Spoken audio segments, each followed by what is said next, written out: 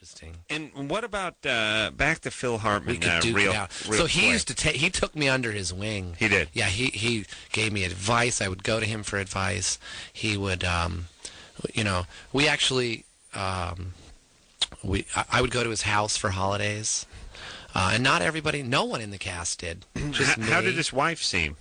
She was awesome, and she was 9 years sober. Really? Yeah, she had solid sobriety.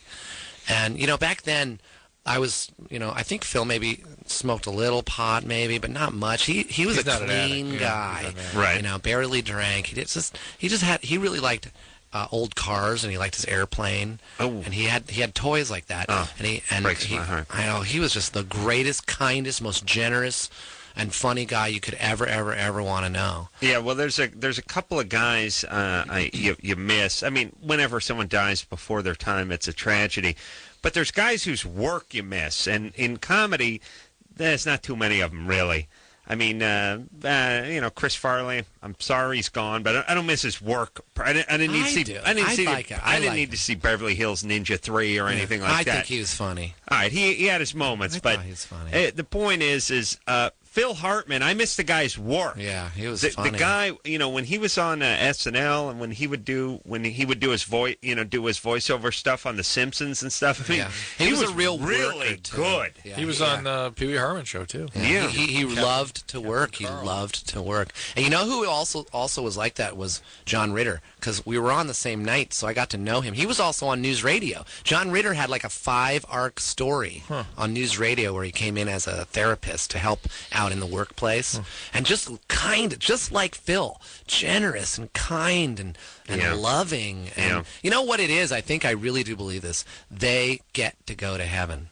Because they're just great people. They get to go to heaven. We have to stay here, hell on earth. Yeah, Ritter I did a pilot with Ritter. And Wasn't he nice? He was a great guy, and I was just sitting around thinking, Yasser Arafat, been in the Captain Kirk seat for like 42 years. Fidel Castro's been in office for like 45 years.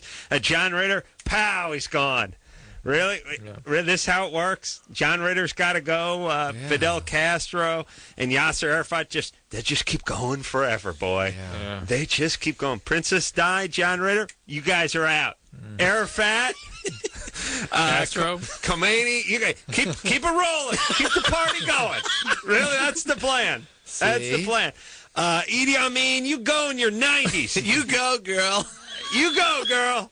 I mean, you realize, like John Ritter's, died. Phil Hartman, I don't know what he is, late 40s, early 50s when he goes. Yeah, like around 50. John Ritter, mid 50s when he goes. Whoever these guys going in their late 40s, early 50s.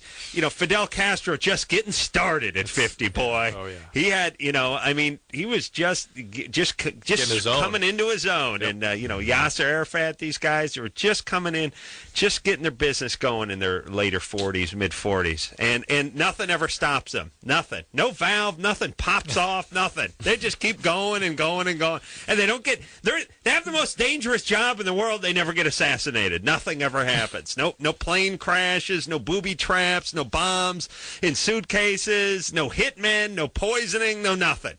You're Yasser Arafat. You're living in the most volatile region of the world, and you're just sitting on the throne for 40 years? Nothing? Jesus Christ. It's not fair. John Ritter, pow. Great. That is a great plan. Well, God's got a plan. Don't question. Don't question. There's a reason he's taken John, and Yasser is going to celebrate his 50th anniversary over there. There's a reason. Don't ask. There's a reason. Believe me, there's a reason. We don't know. Very important reason. He needed John. He doesn't need Yasser. He needs John. He wants the fun one. He wants the fun one. He doesn't need Yasser up there.